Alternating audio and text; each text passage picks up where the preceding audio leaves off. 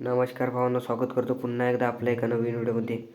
भावांनो, आज किन्नई केसरी मैदान मित्रांनो पार पडणार आहे आणि या मैदानात आपल्या मोहित शेठ धुमाळ यांच्या नावानं दोन चिठ्ठ्या निघाल्या. तर त्या 2 चिठ्ठ्या कोणकोणत्या गटात, तर त्याची अपडेट आपण आजच्या व्हिडिओमार्फत देणार आहोत. तर न थांबता व्हिडिओला सुरुवात करूयात मित्रांनो. तर या मैदानात गट क्रमांक 12मध्ये आणि तास क्रमांक 5मध्ये मोहित शेठ धुमाळ सुरगावकर यांच्या नावानं देखील पहिली चिठ्ठी निघाली मित्रांनो.